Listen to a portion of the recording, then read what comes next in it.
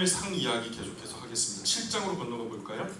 7장으로 건너가셔서 1절부터 5절까지 요거 성경 구절을 계속해서 한번 띄워주시면 감사하겠습니다.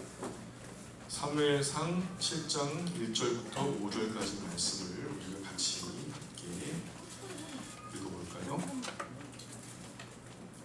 좀 피곤해지기 쉽고 졸리기 쉬운 시간이라 마음 편해도 우리가 졸지 않으셨으면 좋겠어요. 같이 읽겠습니다. 시작.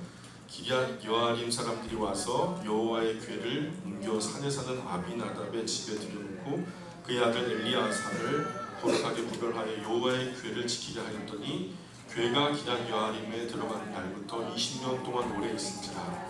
이스라엘 온 족속이 여호와를 사모하니라. 사무엘이 이스라엘 온 족속에게 말을 하여 이르되 만일 내가 전심으로 여호와께 돌아오려거든 이방 신들과 아스타로스를 너희 중에서 제거하고 너희 마음을 여호와께로 향하여 그만을 섬기라. 그리하면 너희를 블레셋 사람의 손에서 건져내시리라. 이에 이스라엘 자손이 바알들과 아스타롯을 제거하고 여호와만 섬기니라. 사무엘이 이르되 온 이스라엘은 미스바로 모이라. 내가 너희를 위하여 여호와께 기도하리라. 아멘. 기럇 여아림이라는 동네는요, 예루살렘에서 서쪽으로 한 13km 정도 올라가면 있는 동네입니다. 그곳에 여호와의 법궤가 20년 동안 있었다는 거예요.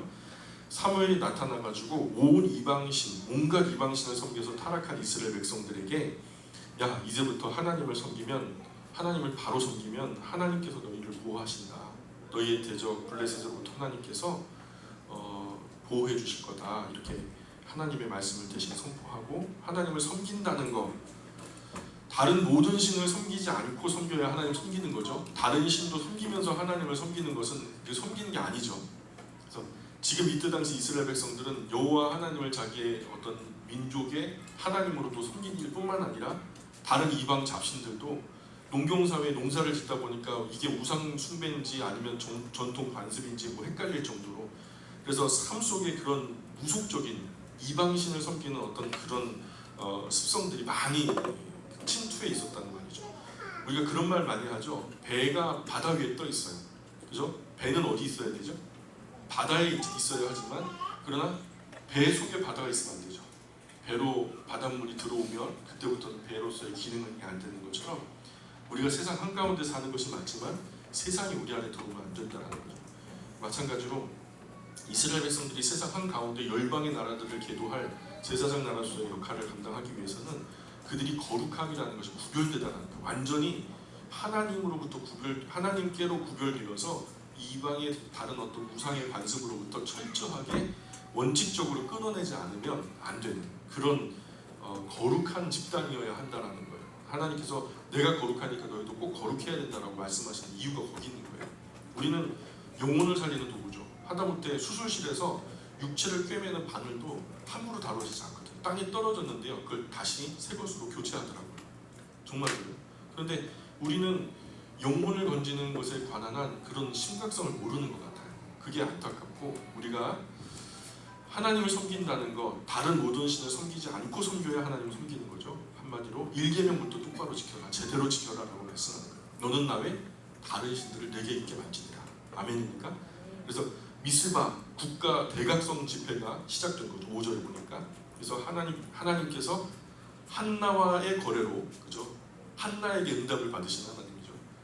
한나와의 거래로 얻어낸 사무엘을 통해서 이제 하나님이 기뻐하시는 일들이 시작되기 시작해요. 드디어는. 그래서 8장에 보시면 안타깝게도 그 시간들이 많지 않았어요. 많지 않고 8장에 가니까 사무엘이 그렇게 통치한 지 오랜 시간이 지나 이제 늙게 되죠. 늙었을 때 이야기를 8장 1절부터 보시면 됩니다.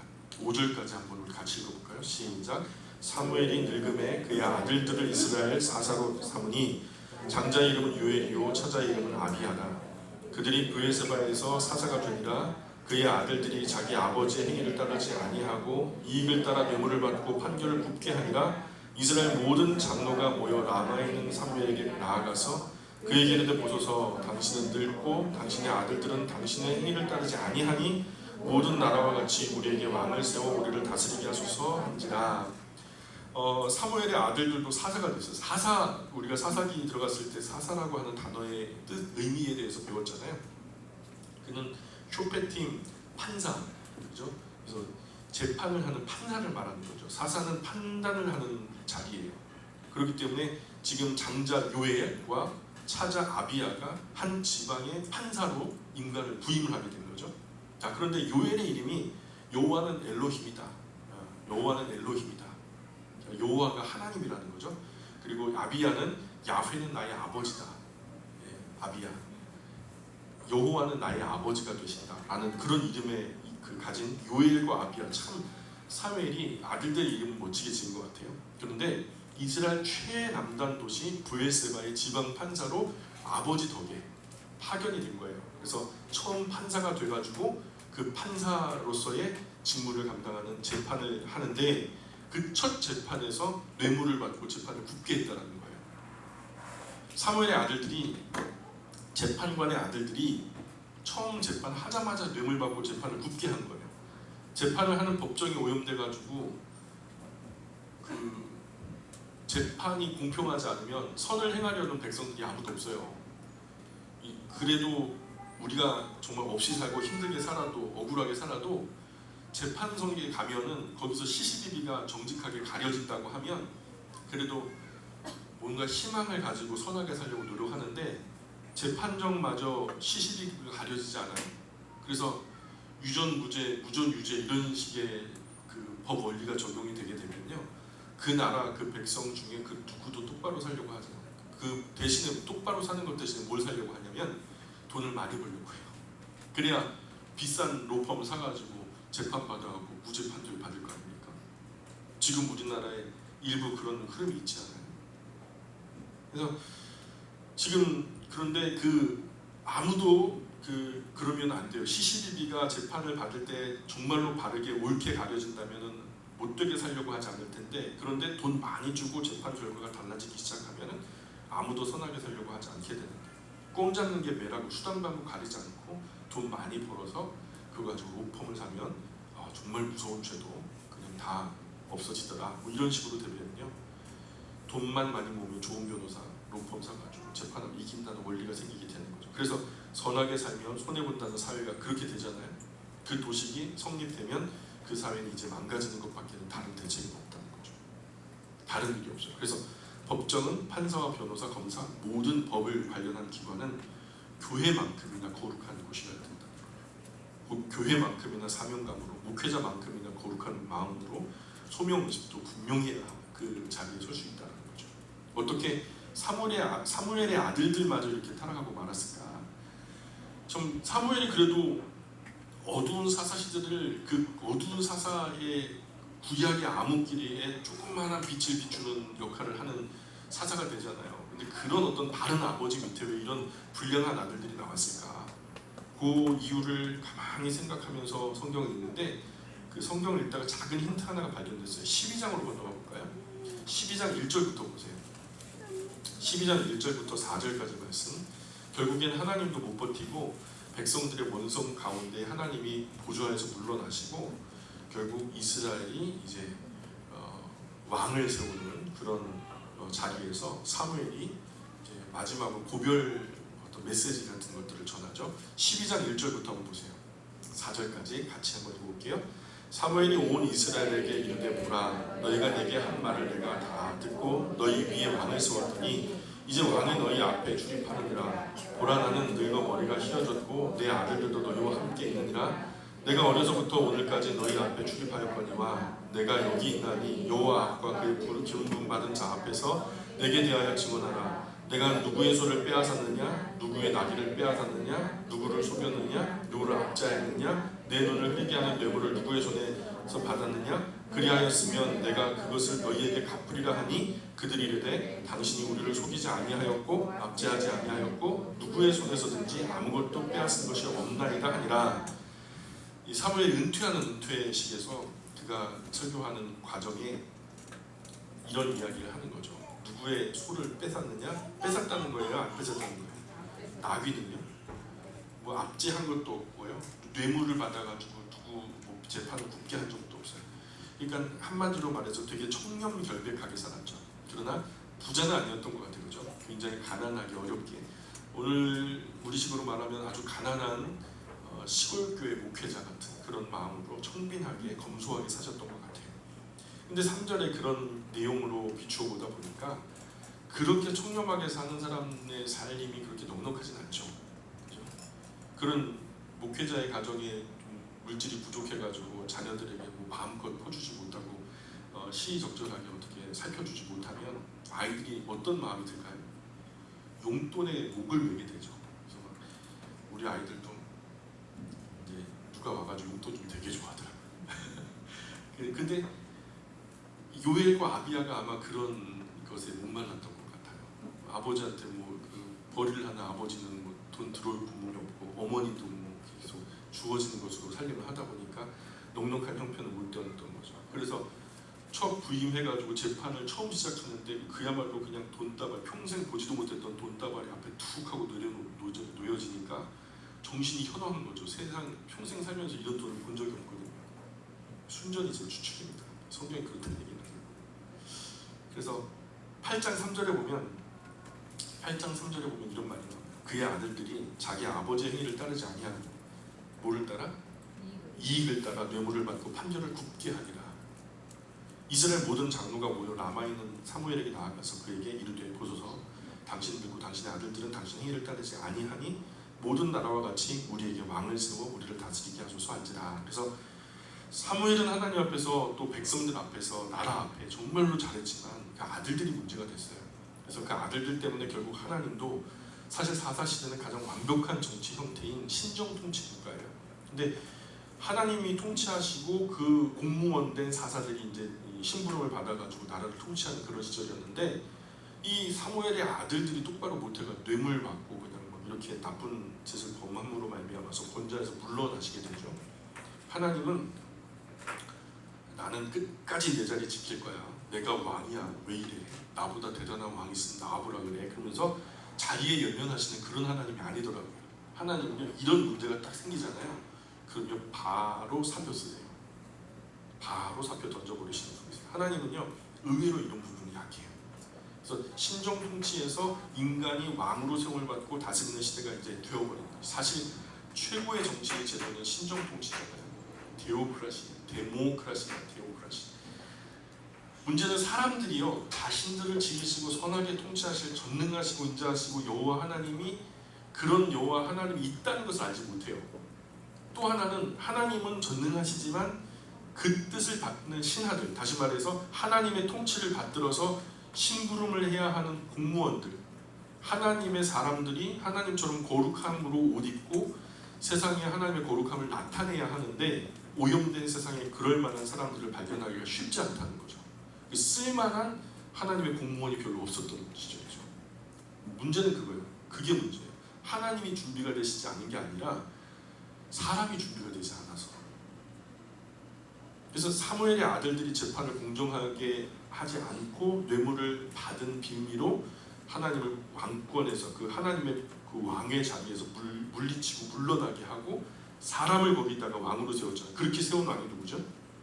사울이죠. 지난 사사시대는 신정통치 시대라 하나님이 왕이시니까 군림하거나 착취하거나 속이거나 그런 게 없었잖아요. 하나님이 왕이신 제도가 최고의 정치제도잖아요. 근데 하나님께서 우리의 왕으로 좌정하시고 우리가 살다가 시시비비가 벌어졌을 때 하나님의 정직하고 공평한 율법을 적용해가지고 시시비비를 가려줄 만한 사람이 있으면 되는 거예요.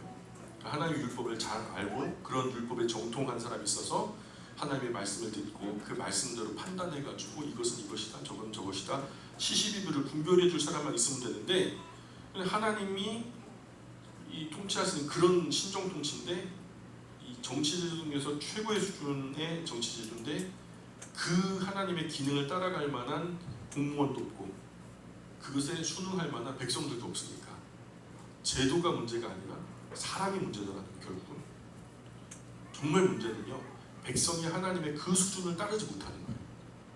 제도가 아무리 좋아도 백성이 그 수준에 미치지 못하면 심각한 혼란만 초래돼요. 민주주의는 상권이 분립되잖아요. 그래서 민주주의 한다고 말하잖아요. 입법, 사법, 행정이 갖다 다 이제 따로 분리가 됐다 하는데 지금 뭐 꼭 그런 것 같진 않아요. 가만히 보면. 근데 단언컨대 지구상에서 진짜 민주주의 하는 나라는 단 한 나라도 없어요 지금. 결국 사무엘이 하나님의 뜻을 알았지만 백성은 몰라서 우깁니다. 그래서 여론을 조성하고 세력을 만들어서 떼거지로 와갖고 데모해가지고 데오크라시가 아니라 그렇게. 그래서 하나님도 사무엘도 기뻐하지 않으시죠. 그래도 백성이 우리도 이방 나라들처럼 왕을 세울 거예요 하면서 막 계속 우기는 거예요. 뻗ting기고 땡깡을 피고. 그러다 보니까 논리에서 이기는 게 아니라 그저 그냥 우격다짐에서 이겨버리니까 하나님이 사무엘에게 야 쟤네들 원하는 대로 왕을 세워주어 하고 그냥 말씀하시죠. 사무엘아 네 아들 때문에 나도 물러난다 이놈아. 그래서 전능하신 하나님이시지만 타락한 인간을 이끌고 나아간다는 것은 결코 쉬운 일이 아니죠. 그래서 이렇게 사무엘의 이야기가 마무리되고요. 그리고 그 다음에 이제 장면으로 가보시면은 사울이 어떻게 행적을 하는지에 대한 이야기, 그리고 사울과 더불어서 등장하게 되어진 연거푸 등장하게 되어지는 다윗의 어린 시절 이야기가 펼쳐지게 되는데 사울은 근본이 선악간에 갈리는 사람이 아니었어요 사실. 그러나 정치를 하다 보니까 정치의 현장에서 서 보니까 때가 좀 묻어요. 공평과 정의의 마음으로 정치에 들어서긴 했어요. 첫 발을 왕으로서 내가 정말 정직하게 하나님 앞에서 멋지게 한번 정치해봐야지 하고서 그렇게 겸손으로 허리를 동이고 들어섰는데 비슷한 의견을 가진 사람들끼리 뭐 당을 짓고 나니까 당이 지어지면 그 다음부터는 공평과 정의는 사라지고 뭐가 생기냐면 당리당략, 당의 어떤 것이 이익이냐, 당의 어떤 것이 피해가 되느냐. 그래서 정의나 공평이 이기는 게 아니라 당리당략이 이기더라고요. 이거를 초월하는 당은 우리나라는 없는 것 같아요. 어쨌든 마찬가지로 사울도 처음 가졌던 순수한 마음으로 하나님의 뜻을 구하는 것이 아니라 백성들의 여론에 귀가 기울여지고 자기를 지지하는 귀족들의 지지도를 항상 신경 쓰다 보니까 하나님 앞에서 그 선한 마음이 퇴색되어 버리더라고요. 자, 처음에는요 사울이 나 같은 사람이 어떻게 왕이 되겠습니까 하면서 겸손한 자세를 유지하거든요. 이스라엘 지파 중에서 가장 막내면서도 12지파 중에서 규모가 가장 작았던 지파가 베냐민 지파예요. 그리고 그런 그 지파인데도 명성이 좋은 게 아니라 베냐민 지파가 사실 12지파 중에서 제일 누추한 이름을 가졌어요. 왜냐하면 사사기 시대에 베냐민 지파에 한번 위기가 왔었거든요. 사실 사사기 시대에 베냐민 지파는 없어질 뻔했죠. 에브라임 산지 구석에 있는 어떤 사람이 첩을 두었어요. 그 첩이 간음을 합니다. 그래서 첩이 창피하니까 자기 친정으로 도망을 가버린 거예요. 그 첩이 간음을 해서 친정 갔으면 그냥 잊고 살아야죠. 내가 싫다고 그냥 그렇게 했는데 첩이 간음을 해가지고 친정 갔으면 잊고 살면 될 텐데 그것을 또 찾으러 가요 또 이 사람이. 그랬더니 첩 장인이 말입니다. 첩 장인이란 말도 재밌죠. 첩 장인이 그것도 사위라고 또 시암 딱 잡아주고서요. 자고 가라 그러니까 자고 가고요. 쉬고 가라 그러니까 쉬고 가고요. 또 내일 가라 그럼 내일 가고요. 그래요. 그러니 미적미적거리다가 출발을 늦게 해서 미처 집에 가지 못하고 중간에서 여행 중에 숙박을 하게 되었는데 그것도 이스라엘 사람이라고 내가 이방인 중에 잘 수가 있냐. 그래가지고 두루두루 찾아가지고 베냐민 지파의 땅에 가가지고 거기서 한 집에서 유숙을 하게 됩니다. 그러다가 그 땅 비유를 성경 원문에는 뭐라고 하냐면 베니벨리알이라고 써있어요. 베니벨리알은 뭐냐면 어떤 의미냐면 벨리알의 자식들이라는 뜻이에요. 벨리알의 자식들. 그래서 이런 놈들에게 첩이 끌려나가요. 그래가지고 밤새도록 욕을 보이다가 얼마나 남자들이 짓밟았는지 여자가 죽어가지고 첩이요 남편 머물던 집 앞에 버려지게 됩니다. 그러니까 이 사람이요 죽어버린 첩의 시체를 12토막으로 잘라버려요. 그래가지고 각 지파에게 보냅니다. 각 지파의 장들이 난리가 난 거죠. 도대체 이스라엘이 생성된 이후에 이런 일을 우리가 어떻게 한 번도 본 적이 없는데, 그래서 여호수아 이후 처음으로 총회가 이때 모여요. 이 끔찍한 일이 어떤 일이냐 자초지종을 한번 얘기해봐라. 그래가지고 이 끔찍한 일을 전해 듣게 된 11지파가 베냐민 지파 너희들 이러면 안 되는 거 아니야 하면서 그들과 베냐민 지파 한 지파와 11지파가 싸움을 벌여요. 이 과정에서 10만 명 이상이 죽는 동족상장의 비극이 펼쳐집니다. 그때 제일 많이 죽은 지파가 누구겠어요? 당연히 베냐민 지파가 제일 많이 죽었죠. 그대로 끝까지 밀어버렸으면 베냐민 지파에서 남자라는 것은 완전히 씨가 나갔을 거예요. 끔찍한 범죄를 저지른 지파이기도 하고 그 지파를 응징한다고 11지파가 너무 과잉 응징을 해가지고 베냐민 지파가 남자가 씨가 마를 정도가 된 거죠. 그러니까 12지파 중에 제일 세력도 약하고요. 또 징벌을 받아가지고 아주 그냥 인구도 얼마 안 되고 또 지파의 명예로도 창피하기 그지없는 불명예스러운 그런 지파가 바로 베냐민 지파인데 사울이 어느 지파 출신이라고요? 그런 베냐민 지파 출신이라고. 이런 역사적인 배경으로도 사울은 자신이 왕이 되기에 부족한 사람이라고 고백을 한 거죠. 몽뚱그리해서. 그래서 하나님께서 그렇게 부족한 베냐민 지파 기스의 아들 사울을 세운 이유가 뭘까요? 11지파 나머지는 다 나름대로 평균 이상이 되겠죠. 왕성했을 거예요. 왜냐면 왕성하지 못하더라도 평균은 할 테니까. 그런데 상대적으로 베냐민 지파는 너무 작고 미미한 상황이 된 거죠. 작고 연약하지. 하나님의 마음은 항상 연약한 곳으로 흐르시는 것 같아요. 물이 낮은 곳으로 흐르듯이 가난한 사람들에게 그 마음이 흘러가는 것을 우리가 성경을 통해서 느껴요. 아마도 베냐민 지파의 연약함을 하나님이 돌보시고 그 지파 안에서 왕이 세워지면 좋겠다 싶으셨던 것 같아요. 그래서 이제 하나님께서 조금 힘을 실어주시기 위해서 다른 지파들만큼 북돋워 주시려고 사울을 선택한 거죠. 그런 상황에서 사울은 자기 분수를 헤아려야죠. 자기 분수를 헤아려가지고 이게 지금 하나님 우리를 특별히 돌보시는 데구나 하면서 정말 그 베냐민 지파를 원래 상태로 복구하는데 그리고 또 아름다운 통치를 이루는데 이런 초심을 끝까지 유지했어야 했지만 권력에 자기 있으면서 끝없는 욕망에 사로잡혀서 처음 마음을 결국 지켜내지 못해요. 요한계시록에 또 보면은 처음 그 사랑을 지켜내지 못한 것에 대한 예수님의 야단하심이 나오거든요. 야단치심이 나오거든요. 우리가 처음 하나님을 만나고 그 하나님 안에서 느꼈던 그 감사와 감격, 그 사랑, 이것이 우리가 주님 부르시는 그날까지 잘 관리돼야 될 줄 믿습니다. 그래서 사울이 처음에는 그렇게 겸손하게 시작했어요. 성령으로 시작했지만 근데 나중에는요 무당으로 끝나버리거든요. 성령의 감동하심으로 시작했어요. 근데 나중에는 무당이 귀신 들리는 그런 어떤 잘못된 모습으로 성령으로 시작했다가 무당으로 맞춰지는, 권력을 자기 아들에게 세습하고 싶은 정치의 욕망이 눈이 멀어왔던 너무 추악한 그런 모습으로 나타나죠. 20장 30절 볼까요? 사무엘상 20장 30절 한번 보세요. 20장 30절 31절 같이 한번 읽어보겠습니다.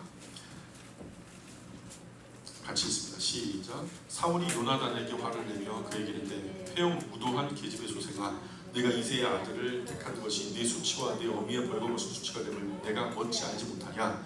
이새의 아들이 이 땅에 사는 동안은 너와 네 나라가 든든히 서지 못하리라. 그런즉 이제 사람을 보내어 그를 내게로 끌어오라. 그는 죽어야 할 자이니라 한지라. 그래서 결국에는 다윗이 서지만요. 사실 우리가 상식적으로 보면은 사울이 이제 그 사위를 드리는 거잖아요. 사위는 누구 사람이죠?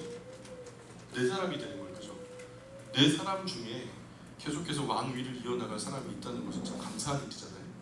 근데 그것을 감사하지 않고 자기의 아들로서 뭔가가 지속돼야 된다는 그런 것 때문에 무리수를 두게 되잖아요. 하나님과 맞서게 되어지는 상황이 되거든요. 그래서 사울이 자기 자리를 보존하고 아들에게 세습하려고 하는 욕심 때문에 순수하지 못했다는 거죠.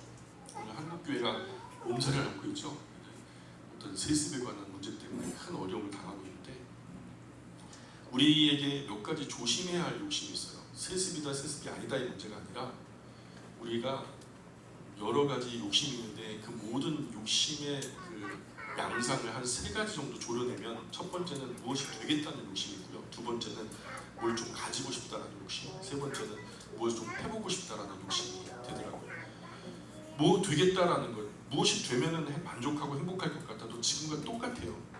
그 세상, 이 세상 그 무엇이 된다 하더라도 만족함이 없죠. 무엇이 된 후에는 조금 더 위를 보면서 결국 마지막에는요 자기 머리 위에 아무것도 없고 마지막 남는 게 뭘까요? 가장 높은 존재가 누구죠? 하나님. 결국에는 뭐가 되고 싶어 하냐면 하나님 되고 싶어요.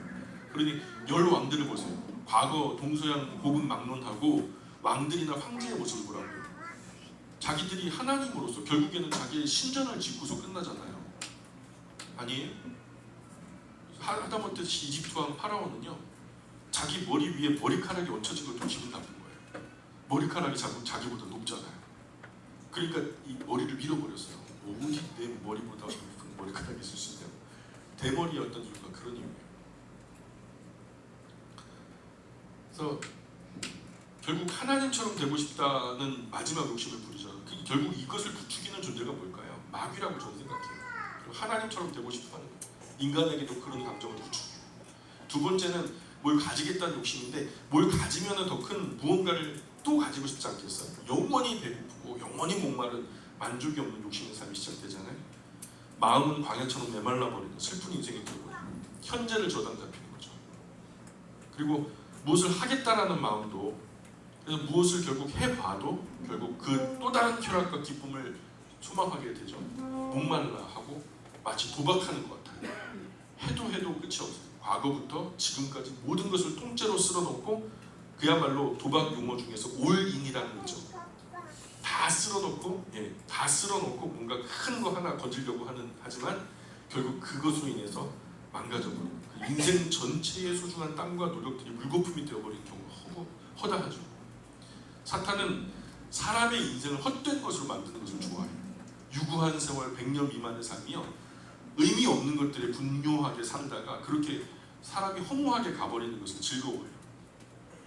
그래서 이 세 가지 방법을 사탄이 너무 즐겨 사용하는 방법이라는 거죠. 뭐가 되겠다는 욕심에 우리는 그저 하나님의 자녀가 된 것으로 만족할 줄 알아야 되죠. 또 뭘 가지겠다는 욕심에 그냥 벗지 않고 굶지 않고 비와 바람, 눈 피해서 쉴 공간이 있음에 또 감사하죠. 10계명 중에서 가장 어려운 부분이 이 10계명 중에 탐심에 관한 부분인 것 같아요.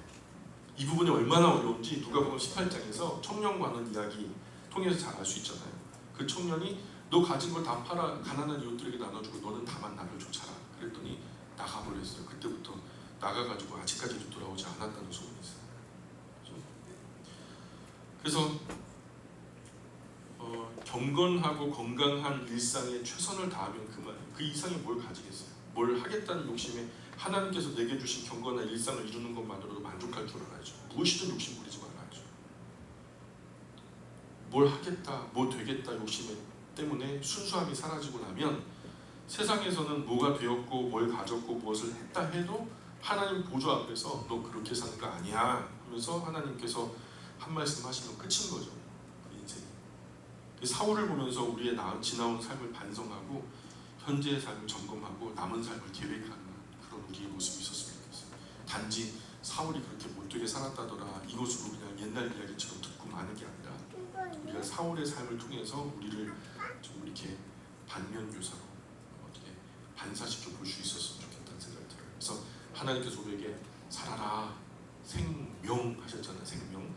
그래서 뭘 위해 살 것인가, 하나님께서 우리에게 부탁하신 것이 사실 사명이거든요. 뭘 하면서 살아라라는 것이 성경에 나오잖아요. 그래서 어떻게 살아야 되는가, 그 원리대로 그게 계명 아니겠어요. 그래서 생명과 사명과 계명으로 점철되어지는 것이 우리 인생이다. 저는 그렇게 생각합니다. 사울이 실수가 나타나요. 첫 번째는 사울은 사무엘이 전한 하나님의 말씀을 대충 건성으로 들어요. 하나님의 말씀을 대충 건성으로 해가지고 내 주관으로 해석하게 되면 진짜 아까 낮에 말씀드렸던 대로 아신교가 되어버려요. 내 생각대로 하나님 믿어버리는, 내 머릿속 상상으로 하나님 만들어놓고 성경이 말씀하는 하나님이 아니라 내가 믿고 싶은 하나님. 진짜요. 요즘에 믿고 싶은 대로 믿는 사람들이 참 많거든요. 누구나 이 모든 인간이 저지를 수 있는 좋은 그 아주 흔한 실수예요. 그런데 행동할 때는 사람들 뜻을 쫓아서 또 행동해버려요. 사울이. 그래서 하나님의 말씀은 사무엘이라는 사람을 통해서 들려오거나 자기 양심을 통해서 들려오는데 양심의 목소리도 묵살해버리고 사무엘의 말도 건성으로 넘겨버리고 눈앞에 사람들이 세력으로 분위기로 의리로 밀어버리니까 거기에 휘둘려버리고 사람들 비유 맞추다 보니까 타락하게 되고, 이런 유혹에 빠지지 않으려면 우리의 기준이 바르게 세워져 있어야 돼요. 칼로 두부모 자르듯이 아닌 건 아닌 거라고, 그저 그냥 분위기상 좋으면 좋은 거다 이렇게 하면 안 된다는 거예요. 그 기준이 바로 성경이잖아요. 창세기부터 요한계시록까지 성실하게 공부해야 할 이유가 여기 있는 거예요. 사탄은요 극명하게 아닌 것으로 접근하지 않아요.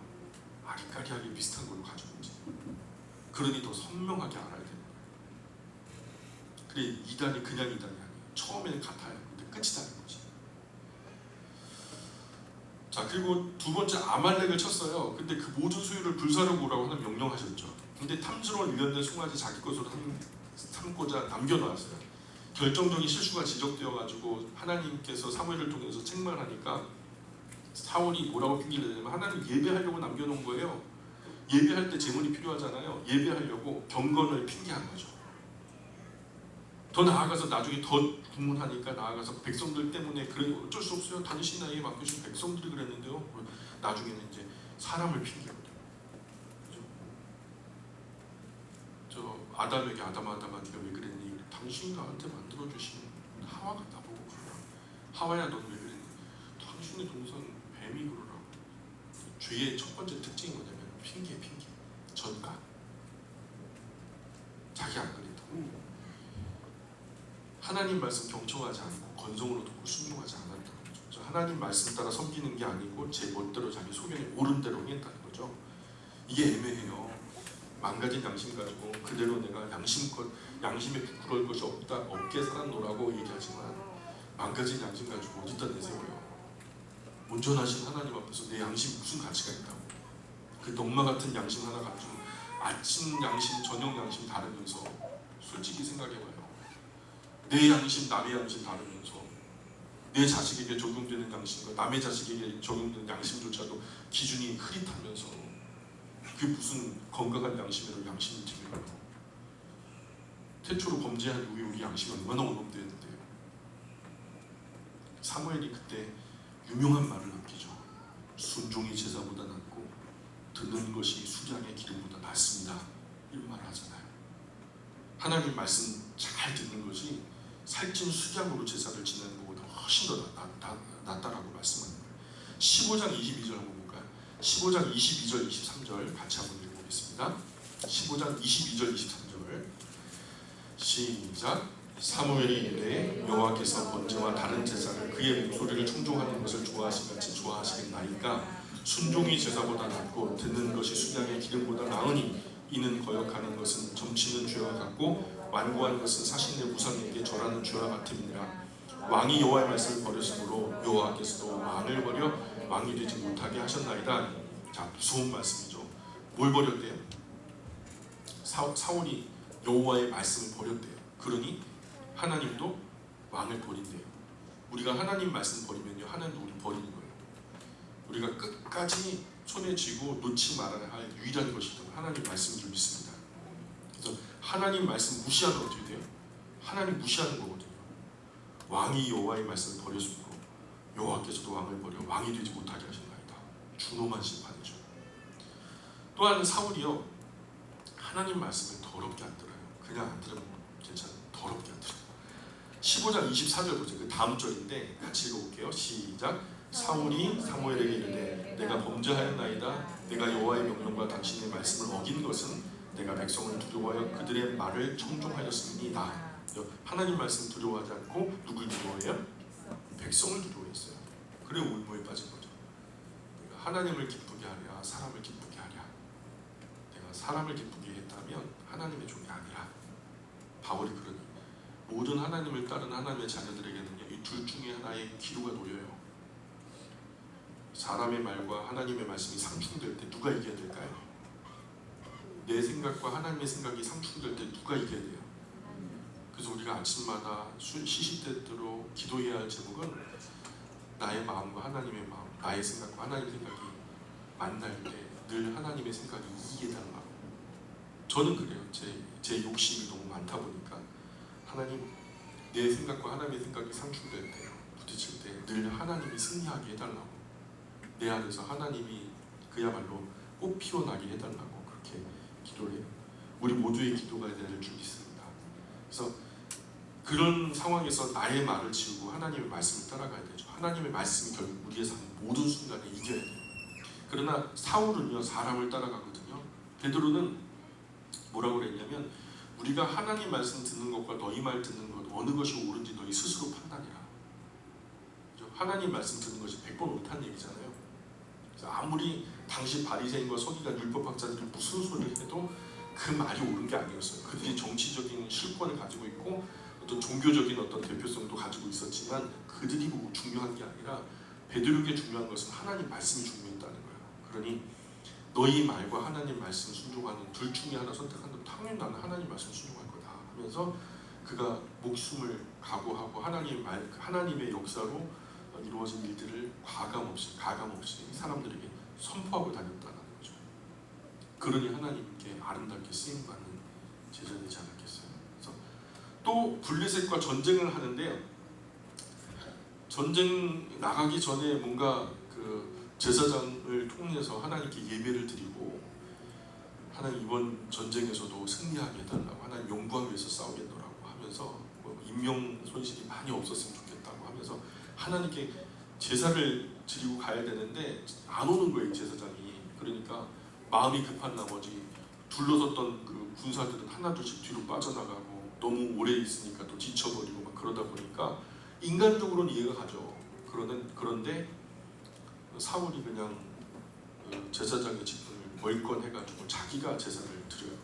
그래서 제사를 드려야 모인 군사들을 이끌고 전쟁에 나가게 되니까 일주일이 지나도 사무엘이 안 오고 사람들이 이리저리 흩어지니까 마음이 조급해가지고 백성들은 초조해지면서 야 됐다 내가 제사할란다 그래가지고 월권을 행사한 거죠. 급할수록 말씀에 순종해야 돼요. 어쩌면 그것이 시험인지 모르겠더라고요.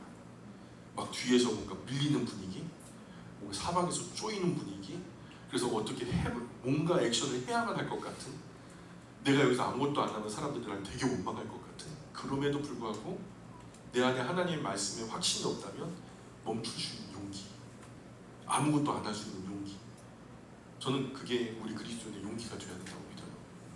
우리가 권력이나 지혜가 있거나 힘이 있거나 돈이 있거나 기술이나 은사가 있거나 다른 어떤 능력이 있거나 간에 그런 걸 바르게 쓰기 위해서 여호와의 율법을 주야로 묵상해야 되는 거거든요. 솔로몬은 얼마나 지혜가 출중한지 성경을 3권이나 기록했어요. 잠언도 아가서를 쓸 정도로 신령한 사람이었잖아요. 하나님의 사랑을 받은 사람이었고 지혜가 천하의 그 모든 이들보다 뛰어난 사람이었어요. 그렇지만 그 지혜와 은사와 권세와 부귀영화가 엄청나게 큰 사람이었고 타의 추종을 불허할 만큼 대단한 사람이었지만 바르게 쓸 수 있도록 율법을 읽지 않았기 때문에 결국 실패하고 마는 거예요. 아주 값진 자료들을 가지고 있지만 그것이 활용되어지는 것은 하나님의 말씀의 원리대로 활용되어져야 되거든요. 내가 아무리 펜티엄 막 요즘에 i7 뭐 9세대까지 나온 것 같아요. 컴퓨터에 그런 CPU로 장착되어 최고 컴퓨터 막 한 500만원, 600만원짜리 컴퓨터도 있는 것 같아요. 그런 컴퓨터를 내가 가지고 있어요. 근데 이거 가지고 카드 게임만 한다면 그게 무슨 의미냐고요. 그죠? 이 귀한 어떤 값진 이 도구가 사람을 살리고 영혼을 살리는 도구로 쓰임받으면 얼마나 아름다워요. 그러한 활용하는 것의 지혜와 어떤 안내가 하나님의 말씀에 있다는 거죠. 아마 솔로몬이 하나님의 말씀을 가까이 하고 성실하게 살아갔다면 아마 지금보다 훨씬 더 위대한 이름으로 역사 속에 남겨졌을 거라고 확신해요. 지금도 위대한 이름이지만 되게 중요한 것은 기드온도 굉장히 훌륭한 사람이죠. 이 사람 욕심이 없어요. 뭐가 되겠다는 욕심이 없어요. 백성들이 와가지고 왕으로 삼겠다고 막 그러니까 나는 왕이 되고 싶지 않아. 우리 자녀들도 왕으로 안 만들 거야 하면서 백성들을 요청하는데 자기는요 안 하겠대요 왕을. 야 이러면 정말 왕 해야죠 이러잖아. 그러나 내가 너희를 다스리는 왕이 되지 않을 것이고 내 아들도 왕이 되지 않을 거다.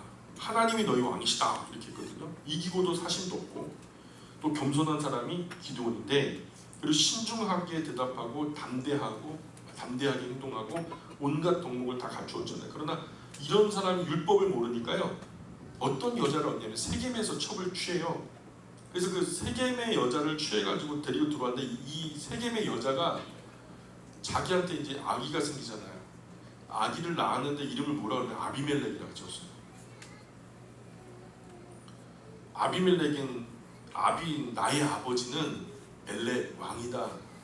아비멜렉은 아버지가 왕인 사람이라는 거예요. 아버지가 왕이니까 나는 왕이죠. 아버지가 왕이니까 나도 왕이다. 지금 하나님의 말씀 원리대로라면 이러면 안 되는 건데 세겜의 첩이요 하나님의 말씀의 율법도 모르고 또 무엇보다도 기드온이 이방인 여자 중에서는 이 아내를 얻으면 안 되는데 이 첩으로 얻은 아내가 이런 야심이 있었던 여자예요. 그래가지고 이 세겜의 여자 첩에게서 나온 아비멜렉이라 이름 짓고서 세겜의 첩이 기드온과 낳은 아들 이름을 나의 아버지는 왕 이렇게 지었으니까, 그러면 아버지가 멜렉이면 아들도 멜렉이니까 첩에게서 그런 야망이 있었던 거죠. 기드온을 왕으로 삼아야 아들도 왕으로 세습이 된다는 거죠. 그 아비멜렉 때문에 기드온이 낳았던 요담을 제외한 70명의 아들들이 몽땅 하루아침에 한 반석에서 쳐죽임을 당하는 그런 끔찍한 일들이 벌어지게 되죠. 율법을 모르고 괜한 첩 하나 들였다가 이런 큰 일을 당하게 되는 거죠. 삼손도 나시린으로 얼마나 큰 능력을 받았어요. 나시린이 어떻게 살아야 한다는 계명도 율법도 몰랐어요. 그런데 자기가 나시린이면서 하나님 말씀에 나시린의 원리가 어떤 원리인지를 잘 몰랐던 거죠. 그걸 가르치는 일도 없었고, 결국에는 그 삼손의 말년이었대요. 눈알이 뽑혀가지고 저 지하실 가서 연자맷돌 돌리는 그런 끔찍한 일도 볼 수 있잖아요. 그러니까 우리가 능력이 있든지 지혜가 있든지 명예가 있든지 권세가 있든지 부귀 영화가 있든지 어떤 은사가 무엇가 있든지 간에 그것을 바르게 쓸 수 있도록 여호와의 율법을 주야로 묵상해야 된다는 말이에요. 이런 사람이 복 있는 사람이라고, 복된 사람이라고 성경이 이렇게 가르쳐 주잖아요. 거기에 사울처럼 내 멋대로 가감하지 말고 또 건성으로 듣지 말고 잘 듣고 그대로 순종해야 될 줄 믿습니다. 또 나아가서 사울이 또 얼마나 멍청한 짓을 했냐면요, 전쟁이 났잖아요. 전쟁이 나면은 전쟁은 뭘로 해요? 힘으로 하죠. 그죠? 그때 당시 무슨 뭐 기술력이 있었던 것도 아니고 미사일이 있었던 것도 아니고 그러잖아요. 그러니까 그때는 순전히 칼창 들고 가가지고 막 육박전으로 싸우고 뭐 활을 쏘고 그래야 되는 건데, 그러면 힘이 필요하잖아요. 근데 전쟁이 났는데 금식을 선포했어요. 밥 안 먹으면 힘이 나야 안 나요? 안 나요. 근데 먹고 힘내서 싸워야 되는데 금식을 선포할 정도로 신중하지 못했던 사람. 허우대는 참 볼품이 있어요. 남들보다 머리 하나는 위였다고 하니까 덩치도 되게 정말 산만했을 것이고, 근데 허우대만큼 신중하지 못했다는 거죠. 경솔하게 하고 건성으로 듣고 이런 것들이 쌓이고 쌓이니까 자꾸 하나님의 눈에 거슬리게 되고, 사울이 하는 것을 보면 허우대는 크지만 사람의 마음이 해프고 줏대 머리 없고 아주 그냥 자꾸 흔들리고, 아마 키가 커가지고 흔들리는 것 같아요. 우리 용강교회는 키가 큰 분이 없어서 다행이죠. 다 2m 안 되시잖아요.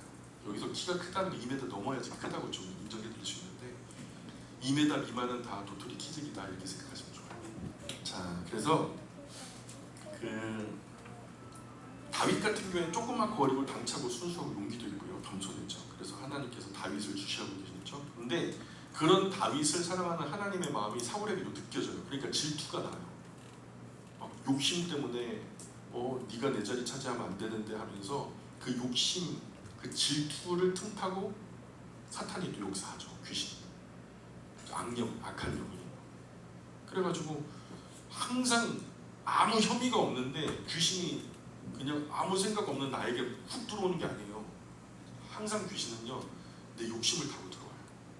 뭔가 하고 싶다, 되고 싶다, 이런 어떤 우리의 욕심을 타고서 귀신이 장난을 치거든요. 사울이 잘못하니까 하나님은 대적을 통해서 징벌을 하시죠. 사울이 제일 두려워했던 민족이 어디냐? 블레셋이라는 민족이에요. 이상하게도 다른 부족들에게서는 강인한 면모를 보여줬거든요. 근데 블레셋이 쳐들어오면 맥을 못 쓰는 거예요. 그 블레셋 장수 골리앗이 나와가지고 너희 중에 한 사람하고 나하고 싸워가지고 이기는 쪽 다 승리하는 걸로 뭐 우리가 애써 피 흘릴 필요가 뭐가 있냐? 야, 대표 하나만 나와 까짓 거 1대 그냥 일개토를 해가지고 말이야. 그래가지고 우리가 이기는 쪽에 다 그 주인이 되고 한쪽이 노예가 되는 걸로 그렇게 하면 안 되겠냐? 그래서 40일 동안 그냥 아침에 한번 저녁에 한번 소리 지르다 못해 그냥 골리앗 적장 골리앗이 그렇게 욕을 하고 막 인신공격을 하고 하나님까지 비방하는데, 다윗이 그 형님한테 물건을 전달하러 왔다고 그 모습을 본 거예요. 근데 그냥 적당히 하면은 그냥 지나갔을 텐데 이게 하나님을 건드리네. 다윗이요, 자기가 공격을 받아도 괜찮은데 하나님 공격, 사실은 하나님을 공격하는 것은 눈 뜨고 볼 수 없는 거죠. 지나가다가 묵혀가지고 사시는 하나님을 누가 욕하는 거야. 가서 현장에서 보니까 그냥 호드가 이렇게 큰 장수 하나가 막 욕을 하고 막 그러거든요. 그냥 물매 하나 가지고 나가가지고 너 일로 와. 그 골리앗이 깜짝 놀래. 야 내가 개인 줄 알아? 막대기 들고 오게? 그랬더니 그냥 대화도 못한 거예요. 너 하나님 욕하라고. 하나님이 오늘 너 머리 나에게 주셨어. 너는 칼과 단창과 배틀체같이 큰 무기로 나에게 달려오지만 여호와 만군의 여호와 하나님의 이름으로 너에게 나간다. 오늘날 하나님이 너의 목을 나에게 주셨다. 그래서 막 달려나가지고 그냥 한 대로 죽였는지 10대로 죽였는지 모르겠는데 나한테 쓰러뜨려 죽여버렸어. 이렇게 이제 승전의 이제 장수가 돼가지고 이제 그야말로 승전고를 울리면서 성으로 들어오는데, 아니 이 성에 있었던 모든 아녀자들이 노래를 지어 부르는데 그런 노래가 사울은 천천히요 다윗은 만만이라, 아니 자존심 상하게 왕은 자기에게 천천을 돌리고 저기 지금 이제 뭐 촌동네 조그마한 꼬맹이가 이제 이겼다고 만만을 돌리니 이제는 왕의 자리밖에 이제 얻을 게 뭐가 있겠냐 해가지고 그때부터 국민의 인기가 다윗에게 쏠리니까 다윗이 나를 얻게 되고 나는 왕위를 뺏기지 않을까, 이게 불안한 거예요. 다윗은 전혀 생각하지 않는데 하여튼 범사에 이렇게 정치인들은요 범사의 모든 일을 정치적으로 보거든요. 모든 일을 정치적으로 보거든요.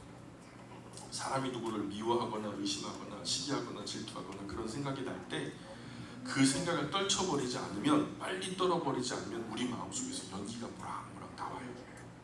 그러다가 우리 속에 어느 순간 불이 딱 일면 어떤 자식에 관련된 일이라든가 물질에 관련된 일이라든가 내가 어떤 오해하는 전혀 다른 엉뚱한 얘기를 하는데 내 얘기 하는 것처럼 그렇게 뭔가 혐의가 있으니까 그런 마귀가 와가지고 귀신들과 협작해가지고 그런 식으로 우리한테 뭔가 불꽃을 탁 튀겨주면요 준비된 그곳에서 불이 확 일어나거든요. 질투의 불이 올라오는 거예요. 그 둘 존재를 다 소멸하기까지 꺼지지 않을 거예요.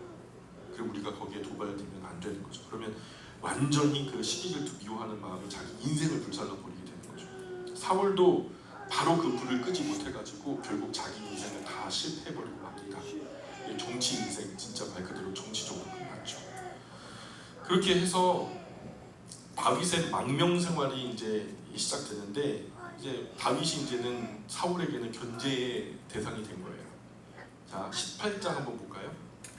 18장 1절부터 한번 보시면은, 근데 사울에게는 정말 멋진 아들이 있었어요. 요나단이라는 아들.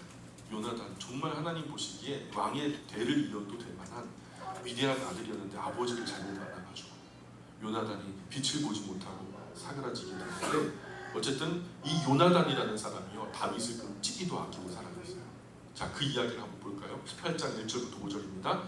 다윗이 사울에게 말하기를 마침에 요나단의 마음이 다윗의 마음과 하나가 되어 요나단이 그를 자기의 생명같이 사랑하니라. 그날에 사울은 다윗을 머무르게 하고 그의 아버지 집으로 다시 돌아가기를 허락하지 아니하였고, 요나단은 다윗을 자기의 생명같이 사랑하여 더불어 언약을 맺었으며, 요나단이 자기가 입었던 겉옷을 벗어 다윗에게 주었고 자기의 군복과 칼과 활과 띠도 그리하였더라.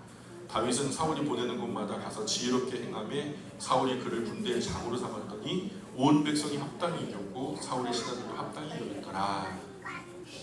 참 이게 요나단하고 다윗의 나이가 대략 한 15살에서 20살 차이인데요, 뭔가 자기 마음에 있었던 목마름, 여호와의 이름으로 나가는 데가 저 적장을 쳐부수고 싶은데 그런 마음이 막 손끝이 근질근질하고 끝이 찡긋찡긋하고 그래갖고 나도 저 때려 죽이고 싶었는데 누군가가 내 앞서 내가 하고 싶은 말을 하면서 내가 하고 싶었던 행동을 하니까 마음이 그냥 꽉 차오르는 거죠. 그냥 그야말로 그 순간에 다윗의 팬이 된 거죠, 요나단이. 그러면서 그야말로 우정을 나누게 되는 사회가 되거든요. 그래서 남자들의 우정이 또는 어떤 경우에 형제보다, 어떤 경우에는 부부보다, 어떤 경우에는 또 자식보다 또 승한 경우가 있거든요. 많거든요. 삼국지를 보세요. 그런 게 흔하게 나타납니다. 홍콩 영화, 그 삼국지가 너무 두껍고 길면 홍콩 영화를 보세요. 예. 친구를 위해서 대신 죽으면서 대신 총을 맞으면서 뭐라 그러냐면 나의 가족들을 부탁한다. 그리고 죽거든요. 그죠? 사울의 아들 요나단은요 다윗 사랑하기를 마치 자기의 생명을 사랑하는 것 같이 사랑했다라고 기록되고 있죠. 다윗이 요나단을 사랑한 게 아니죠. 요나단이 다윗을 사랑하고 아꼈다라는 거죠. 이 나이가 이런 차이가 나는데도 이런 우정이 가능했다는 거죠.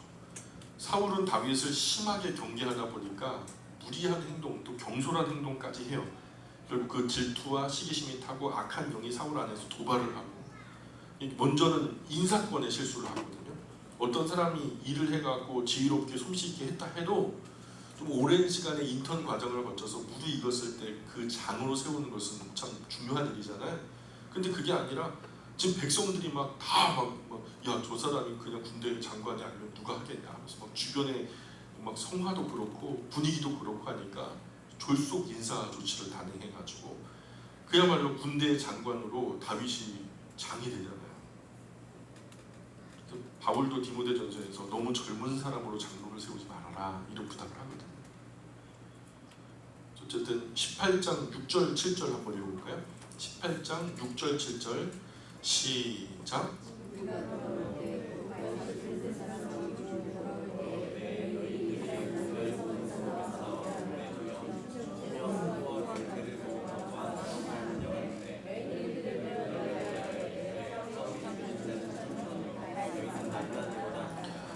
골리앗을 넘어뜨리고 블레셋을 물리친 다윗과 자기를 비교하는 거죠. 그 비교를 당한다고 여긴 거죠. 기분이 또 나빠요. 또 기분 나쁜 거예요. 이런 일을 또 그냥 국가의 위기를 넘겼다, 진짜 국국공신이다 하면서 표창을 주고 뭔가 큰 상을 주고 훈장을 줄 그런 마음이 있는 게 아니라 지금 이게 기분 나쁜 거예요. 정치인은 항상 모든 매사의 일들을 뭐로 받아들인다고요? 정치적으로 받아들인다니까요. 그러니 야 이것도 내 자리가 위험해지는 거 아니야? 나라가 지금 죽을 위기에서 살아났는데 그게 중요하지 지금 이게 정치적으로 받아들일 일이에요. 그래서 8절에 보니까 사울이 그 말에 불쾌하여 심히 노하여 이르되 다윗에게는 만만을 돌리고 네게는 천천만 돌리니 여기 가로 열고 입이 대바람 나와서 그렇게 얘기하죠. 그가 더 얻을 것이 나라 말고 무엇이냐 하고, 그러면서도 여론이 다윗을 좋아하니까 또 제거도 못해요. 거절도 못하고, 또 하나님께서 두려운 마음을 주시니까 사울이 어린 다윗, 그 짱깔막한 사울은 어떻게 키가 컸대요 작았대요? 컸대요. 머리 하나만큼 더 위였대잖아요. 근데 다윗은 키가 작았대요 컸대요? 작았을 거로 추측이 돼요. 그래서 훨씬 더 그 키 차이만 해도 얼마나 그 덩치 큰 왕이 말이에요. 그 시골 목동 조그만한 애 하나한테 그냥 자존심 상해가지고 막 질투하고 보기 안 좋죠. 그죠? 자 11절부터 13절까지 한번 볼까요? 11절부터 13절 시작. 그가 스스로 이르기를 내가 다윗을 벽에 박으리라 하고 사울이 그 창을 던졌으나 다윗이 그의 앞에서 2번 피하였더라. 여호와께서 사울을 떠나 다윗과 함께 계심으로 사울이 그를 두려워한지라. 그러므로 사울이 그를 자기 곁에서 떠나게 하고 그를 천부장으로 삼매 그가 백성 앞에 출입하며, 미워하면서도 정치적으로 보면은 다윗은 세워져야 되는 자리니까 천부장을 억지로 삼아요. 그래서 하나님께서 세우시면 왕이라도 거절하기가 좀 어렵거든요. 결국 사울에게 하나님을 향한 신앙이 없다 보니까 다윗을 두려워하게 되고요. 두려워할 이유가 없어요. 사위 삼으면은 내 사람 되는 거 아니에요? 그러니까 그래서 우리라는 경계를 좀 넓혀야 돼요. 어떤 사람 보면요, 품이 없어요. 나야. 가족끼리 있는데도 내꺼 하면서 아내도 이 울타리 바깥에 두고 자녀들도 울타리 바깥에 두고 되게 작아요. 되게 힘들어요. 그러면 그렇게 사는 거 버텨내는 거 자체가 힘들다고요. 사실 가족이라고 하는 정도 울타리도 참 적은 경계는 아니거든요. 근데 다윗 같은 경우에는 우리라고 하는 울타리를 어디까지 그렸을 것 같아요? 다윗은 이스라엘이라고 하는 나라, 하나님이 함께 하신 나라까지는 그 울타리가 되는 것 같아요. 근데 사울은요, 지금 이 순간 사울의 울타리는 어디까지 되는 것 같아요? 가족도 다 안 돼요. 자기하고 왕위를 계승한 그죠, 요나단, 이 정도만 우리라고 하는 틀에 가둔 거죠.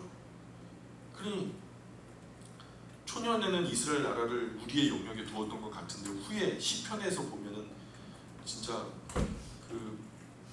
지금 그 다윗 같은 경우에는 처음에는 다윗의 울타리는요, 자기와 어떤 양떼들, 나아가서 우리의 가족, 근데 나중에 하나님께서 그 품을 크게 하시니까 이스라엘 나라까지 우리라는 영역에 두더니 후에는요, 시편에 보면은요, 나라들을 넘어서 별을 넘어서 우주 끝까지 하나님의 것에 기대어서 우리라고 우주만큼 그 지경을 넓히는 거예요. 위대한 왕이잖아요. 우리가 이런 넓은 품을 가져야 되는데, 아멘입니까? 근데 이 울타리가 작다 보니까, 우리라는 이 울타리가 작다 보니까 이거 넘어서서는 이게 좀 자존심이 상하고 질투가 생기고, 그러면서 막 반목질시, 막 이렇게 거짓 괴계 이런 것들이 막 생기는 거죠. 사울이 지금 고난을 당하는 것은 그런 이유예요. 우리라고 하는 울타리를 너무 작게 그린 거예요. 14절 15절 한번 볼까요? 14절 15절 시작. 다윗이 그의 모든 일을 지혜롭게 행하니라 여호와께서 그와 함께 계시니라. 사울은 다윗이 크게 지혜롭게 행함을 보고 그를 두려워하였으나, 그렇죠? 믿음이 없으니까 두려워하지 말아야 될 것을 두려워하고요, 자기보다 작은 존재를 또 영적인 눈이 없으니까 또 섬겨요. 우리나라 사람들이 하나님에 대해서 잘 모르니까 키가 그냥 자기보다 큰 나무가 있으면 그거 좀 괜히 하나님 같다가 거기다가 제단에서 차고 거기다가 촛불 켜놓고 제사, 바위덩어리가 그냥 어떻게 굴러먹다가 거기 그냥 딱 서 있는데 그게 또 나보다 덩치가 되게 크거든요. 그 앞에 가면 자기가 초라해지니까 이걸 또 내가 신으로 섬겨야 되는 거야 하면서 돌 밑에다 대고 제단 차리고 그것도 절을 합니다. 섬겨서는 안 될 것에 대해서 우리가 섬기는 거예요. 이게 바로 영적인 지식이 없는 분별력이 없는 거거든요. 하나님은 사람보다 높은 것을 있게 하셨어요, 없게 하셨어요? 하나님 외에는 다른 어떤 존재도 우리가 다스리게 하셨거든요. 근데 소도 섬기고 돼지도 섬기고 뱀도 섬기고, 재밌는 것도 있어요. 뭐 섬기는 줄 알아요? 이번에 최근에 알게 된 건데요, 딱정벌레도 섬겨요. 찾아보세요. 진짜 재밌더라고요. 딱정벌레를 하나님을 섬기는 종교도 있어요. 야, 재밌어요, 그렇죠? 이런 것이죠. 두려워하지 말아야 될 것을 두려워하고 섬겨서는 안 될 것들에서 내가 큰지 작은지도 가늠이 안 되니까. 귀신 들린 사람은 두려워하지 말아야 될 것 두려워하잖아요. 사울은 하는 짓마다 엉뚱한 짓 하죠. 아이들이 공포 영화 보면은 괜히 어둠 속에서 무서워하죠. 화장실 못 가. 두려워해서는 안 될 걸 두려워하는 거예요. 이런 것을 조장하는 문화와 이런 것을 조장하는 어떤 영화, 드라마 이런 건 안 좋은 거예요. 아이들한테 어려서부터 그런 거 보여주면 안 돼요. 사울은 하는 짓마다 엉뚱한 짓 하죠. 큰딸 메랍을 준다고 했어요. 다윗이 그렇게 이제 그 나라를 구했으니까. 근데 메랍을요 다른 사람에게 줘버려요. 큰딸을 다른 사람에게 줘버리고 이제 둘째 딸 미갈 가지고 또 장난을 쳐요. 그래서 18장 20절 21절 보니까 한번 읽어봅시다. 시작. 사울의 딸 미갈이 다윗을 사랑하며 어떤 사람이 사울에게 알린지라. 사울이 그 일을 좋게 여겨 스스로 이르되 네가 딸을 그에게 주어서 그에게 올무가 되게 하고 블레셋 사람들의 손으로 그를 치게 하리라 하고, 이에 사울이 다윗에게 이르되 네가 오늘 다시 내 사위가 되리라 하니라. 네가 오늘 다시 내 사위가 되리라. 장난치는 거예요. 올무가 되게 하고, 이게 다 이제 혐의가 있는 거죠. 이것을 통해서 미갈과 결혼을 시킬 목적이에요, 아니면 다윗을 제거할 목적이에요? 제거하려고. 계략이죠. 미갈을 줄 테니 무슨 요구를 하냐? 블레셋 남자 양피를 그 100명을 때려 죽이고 양피를 배우려고. 맨정신에 있는 사람을 생식기를 끊어올 수 있어요? 못 끊어오죠. 죽여야 끊어올 수 있잖아요. 그러니 블레셋 남자 100명 때려 죽이고 양피를 배워오라 그러니까 다윗은요, 그래요 또 가더니 블레셋 남자 200명을 때려 죽이고 양피를 배워요. 사울이 자기 꾀로 죽이려고 해도 도저히 안 되는 거예요. 그래서 27절에 볼까요? 18장 27절, 28절, 29절 시작. 다윗이 일어나서 그의 부하들과 함께 가서 블레셋 사람 200명을 죽이고 그들의 포표를 가져다가 수대로 왕께 드려 왕의 사위가 되고자 하니 사울이 그의 딸 미갈을 다윗에게 아내로 주었더라. 여호와께서 다윗과 함께 계심을 사울이 보고 알았고 사울의 딸 미갈도 그를 사랑함으로 다윗을 더욱 두려워하여 평생의 다윗의 대적이 되니라. 그래서 사울은 다윗이 점점 두려워져요. 떠오르는 다윗으로부터 살아남겠다고 수작을 부렸는데, 수작 부릴 때마다 꼼수를 부릴 때마다, 속된 말로 짱구를 굴릴 때마다 다윗은 더 커지고 자기는 더 작아져요. 수작을 부릴 때마다 자기는 점점 더 위축되고 두려워지고 다윗은 점점 더 강성해지고 커져요. 하나님의 방법이 아닌 거죠. 인위적이고 자기적이고 또 잔꾀를 내가지고. 이런 방법은 자칫 일을 더 악화시킨다는 거예요. 어려운 일 당해도 인위적인 방법 쓰려고 하지 마세요. 꼼수 같은 거 이건 놔두세요. 언제나 그리스도인 하나님의 자녀들은 정공법, 원리대로 가셔야 돼요. 말씀이 안내하는 대로 정직하게. 설령 거기서 큰 데미지가 있고 큰 손해가 있고 큰 욕을 들어먹는다 해도 그리스도인들은 정공법으로 가셔야 돼요. 그래야 하나님 도우실 수 있어요. 우리가 꼼수 갖다가 괜히 내 안 좋은 머리 굴려가지고 짱구 어떻게 해보겠다고 그래가지고 했다가 하나님도 돕지 못할 상황이 되면 곤란하잖아요. 우리 그리스도인의 방법은 그런 방법이 아니죠. 18장 30절 계속 읽어보겠습니다. 시작. 블레셋 사람의 방백들이 싸우러 나오면 그리 나올 때마다 다윗이 사울의 모든 신하보다 더 지롭게 행하매 이에 그의 이름이 심히 귀하게 되니라. 일본 사람들이 이순신 장군 하면 막 난리가 났다면서요.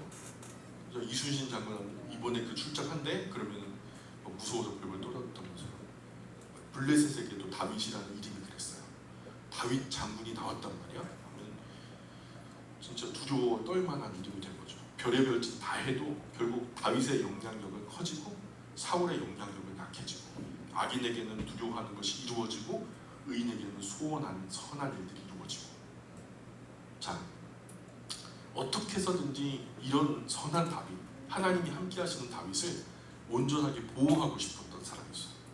자기보다 더 커졌으면 커졌지, 심지어는 내가 당연히 물려받을 왕위조차도 난 왕 안 될 거야, 너가 왕이 됐으면 좋겠어 했던 사람이 요나단이라는 사람 있잖아요. 19장 한번 볼까요? 19장 1절 3절 1절부터 3절까지 볼게요. 시작. 사울이 그의 아들 요나단과 그의 모든 신하에게 다윗을 죽이라 말하였더니 사울의 아들 요나단이 다윗을 심히 좋아하므로 그가 다윗에게 말하이르되 내 아버지 사울이 너를 죽이기를 꾀하시느니라. 그러므로 이제 청하노니 아침에 조심하여 은밀한 곳에 숨어 있으라. 내가 나가서 네가 있는 들에서 내 아버지 곁에 서서 내 일을 내 아버지와 말하다가 무엇을 보면 내게 알려주리라 하고. 그래서 요나단은 다윗을 죽이려는 아버지의 마음을 전혀 이해 못하죠. 요나단은 어떻게 해서든지 다윗을 살려놓고 보겠다는 마음만 먹고요. 사실 다윗이 제거되어야 자기 왕위가 이제 정상적으로 세습이 순적하게 이어지게 되는데 요나단은 그럴 마음이 추호도 없어요. 자기가 왕위를 이어받지 못한다고 해도, 그렇다고 해도 다만 다윗을 살려놓고 싶은 마음뿐이에요. 성경에 이런 신의 사람, 의리 있는 사람이라 하잖아요. 신구약을 통틀어서 발견하기 어려워요. 진짜 발견하기 어려운 사람, 요나단이라는 사람. 정말 귀한 사람. 아버지 잘못만 나오고 쫄딱 망한 사람. 다윗도 다윗이지만 요나단은요, 다윗보다 저는 더 훌륭한 사람이라고 생각해요. 19장 4절부터 볼까요? 요나단이 그의 아버지 사울에게 다윗을 칭찬하여 이르되 원하건대 왕은 신하 다윗에게 범죄하지 마옵소서. 그는 왕께 득죄하지 아니하였고 그가 왕께 행한 일은 심히 선함이니이다. 그가 자기 생명을 아끼지 아니하고 블레셋 사람을 죽였고 여호와께서는 온 이스라엘 위하여 그 구원을 이루셨으므로 왕이 이를 보고 기뻐하셨거늘 어찌 까닭 없이 다윗을 죽여 무지한 피를 흘려 범죄하려 하시나이까. 사울이 요나단의 말을 듣고 맹세하되 여호와께 살아계심 두고 맹세하거니와 그가 죽임을 당하지 아니하리라. 요나단이 다윗을 불러 그 모든 일을 그에게 알리고 요나단이 그를 사울에게로 인도하니 그가 사울 앞에 전과 같이 있었더라. 전쟁이 다시 있으므로 다윗이 나가서 블레셋 사람들과 싸워 그들을 크게 쳐 죽이매 그들이 그 앞에서 도망하니라. 사울이 손에 단창을 가지고 그 집에 앉았을 때에 여호와께서 부르신 악령이 사울에게 접하였으므로 다윗이 손으로 수금을 탈 때 사울이 단창으로 다윗을 벽에 박으려 하였으나 그는 사울의 앞을 피하고 사울의 창은 벽에 박힌지라. 다윗이 그 밤에 도피하매. 창을 던져서 다윗을 죽이려고 했어요. 그죠? 참 이게 어느 날에는 다윗에게 참 선하게 오는데 어느 날에는 죽이려고 하고 변덕이 죽을 듯해요. 사실 정상적인 인격이면 이럴 수 있어요. 결이 고르잖아요. 우리가 살던 어떤 속된 말로 어르신들 하는 말, 삶이 가닥이 있다 그러거든요. 그래서 삶의 스타일이 있어요. 그렇기 때문에 어떤 갑자기 뭔가 삶이 달라지면은요, 뭔가 큰일이 안 나는 거잖아요. 근데 이 뭔가 삶의 태도가 변덕이 죽을 듯 하는 사람은 옆에서 조심하셔야 돼요. 본심이 아닐 수가 있어요. 악한 귀신이 도발하는 경우가 있거든요. 금방 이랬다 저랬다. 산만하기도 그지없고요. 오늘은 이 말했다, 내일은 저 말했다가 자기가 왜 그러는지도 모르고 그런 사람이 있어요. 사람 본래 성품이 그런 경우도 간혹 있긴 해요. 그런 어떤 근데 악한 영이 역사하는 경우가 많아요. 지금 본문에서도 사울이 하는 게 아니에요. 악한 영이 그렇게 도발하고 있고요. 이런 것을 분별하지 못하면 사람이 미워지는 거죠. 악한 영은요, 바로 그것을 좋아하거든요. 서로 미워하게 돼. 그렇게 이런 갈등의 소지를 만들어가지고 서로 등 돌리게 만들고요. 반목하게 하고 싸우게 하고 다투게 하고 그래갖고 나중에는 서로 때려 죽이게 만들어요. 결국 그럼 손해는 누구예요? 하나님의 형상대로 지음받은 사람이 하나님의 형상대로 지음받은 사람을 때려 죽였어요. 결국은 뭐가 손실된 거예요? 하나님의 형상이 손해를 본 거죠. 결국 이 과정에서 사람도 하나님의 형상도 손해를 본 거예요. 유일하게 이득을 본 것은 의도대로 했던 사탄 마귀밖에 없는 거죠. 이런 마귀와 그의 수와 귀신들의 도발에 당하는 그리스도인이 되면 안 되겠죠. 이 도발에 지면 마귀와 그 수와 귀신들이 원하는 대로 되는 거죠. 우선 미워지는 그를 사랑할 수 없다면 불쌍히 여겨주세요. 나를 막 도발하고 그냥 못살게 하고 이 말했다 저 말했다 하고 막 이해가 되지 않는 사람이 있어요. 자기도 얼마나 혼란스럽겠어요. 머리가 얼마나 복잡하겠어. 나 미워하느라. 그러니 어떻게 해요? 아유 불쌍해라. 아유 불쌍해라. 밥은 먹고 다니니? 커피라도 한 잔 뽑아주면서 그죠? 불쌍히 여겨주면 사랑이 시작되는 것 같아요. 사울은 다윗을 벽에 박으려고 하는 것이 아니고 악한 영이 지금 그렇게 왜 악한 영은 다윗을 악착같이 죽이려고 할까요? 다윗을 통해서 다윗의 자손 예수 그리스도가 태어나실 테니까. 마귀와 그 수하의 귀신들은 하나님의 거룩한 계획이 시행되는 것을 절대로 기뻐하지 않아요. 결국 하나님이 일하시는 것 그 일 끝에 일의 결과 열매 맺게 될 과실의 열매는요 선한 것이겠어요? 악한 것이겠어요? 사람을 살리는 것이겠어요? 죽이는 것이겠어요? 그러니까 자기들의 그 목적과 배치되거든요. 그러니 인류 구원의 역사, 구속사가 순적하게 이루어지는 것을 사탄과 그 수하의 귀신들은 정말로 싫어해요. 그러니 하나님이 매사에 하고자 하는 이 모든 일들을요 다 방해하고 회방하고 그래요. 그래서 19장 11절 한번 보실래요? 11절 사울이 전령들을 여기서 전령이라는 것은요 이게 킬러들 암살자들 사울이 전령들을 다윗의 집에 보내어 그를 지키다가 아침에 그를 죽이게 하려 한지라 다윗의 아내 미갈이 다윗에게 말하 이르되 당신이 이 밤에 당신의 생명을 구하지 아니하면 내일에는 죽임을 당하리라 하고 미갈이 다윗을 창에 달아 내리매 그가 피하여 도망하니라. 미갈이 우상을 가져다가 침상에 누이고 염소털로 엮은 것을 그 머리에 씌우고 의복으로 그것을 덮었더니 사울이 전령들을 보내어 다윗을 잡으려 하며 미갈이 이르되 그가 병들었느니라. 사울이 또 전령들을 보내어 다윗을 보라 하며 이르되 그를 침상째 내게로 들고 오라. 내가 그를 죽이리라. 전령들이 들어가 본즉 침상 우상이 염소털로 엮은 것이 그의 머리에 있었더라. 사울이 미갈에게 이르되 너 어찌하여 이처럼 나를 속여 내 대적을 놓아 피하게 하였느냐. 미갈이 사울에게 대답하되 그가 내게 이르기를 나를 놓아 가게 하라. 어찌하여 나로 너를 죽이게 하겠느냐 하더이다. 아니라 다윗이 도피하여 라마로 가서 사무엘에게 나아가서 사울이 자기에게 행한 일을 다 전하였고 다윗과 사무엘이 나요수로 가서 살았더라. 자 그런데 그 뒤 몇 절 바로 뒤에 19절 보세요. 어떤 사람이 사울에게 전하 이르되 다윗이 라마 나요스에 있더이다 하매 사울이 다윗을 잡으러 전령들을 보냈더니 그들이 선지자 무리가 예언하는 것과 사무엘이 그들의 수령으로 선 것을 볼 때에 하나님의 영이 사울의 전령들이 임하매 전령들이 아까 누구라 그랬죠? 킬러들, 암살자들. 다윗을 거기 있다고 하니까 라마 나요스에 있는 다윗을 제거해라 보냈는데 다윗을 제거하려고 가는 그들에게 성령이 임하신 거예요. 그래서 성령이 임하니까 그들도 예언을 한지라. 21절 어떤 사람이 그것을 사울에게 알림해 사울이 다른 전령을 보냈더니 그들도 예언하였으므로 사울이 세 번째 다시 전령을 보냈더니 그들도 예언을 한지라. 이에 사울도 라마로 가서 자기가 직접 간 거예요. 세 번이나 보냈는데 다 그냥 하나님의 성령이 감동해가지고 예언을 하고 다니니까 그러니 무슨 예언을 했는지는 잘 모르겠는데요. 그렇게 예언하면서 다윗은 안 죽이고 뻘짓을 하니까 답답하잖아요. 사울이 직접 내가 가겠다 그래가지고 창칼 들고 간 거죠. 그래서 22절에 이에 사울도 라마에 가서 세구에 있는 큰 우물 도착하여 물어 이르되 사무엘과 다윗이 어디 있느냐. 어떤 사람이 이르되 라마 나요스에 있나이다. 사울이 라마 나요스로 가니라 하나님의 영이 그에게도 임하시니 그가 라마 나요스에 이르기까지 걸어가며 예언을 하였으며 그가 또 그의 옷을 벗고 사무엘 앞에서 예언을 하며 하루 밤낮을 벗은 몸으로 누웠더라. 그러므로 속담에 이르기를 사울도 손자 중에 있느냐 아니라. 결국 자기도 이제 죽이지 못하고 성령이 감동돼가지고 예언하고. 근데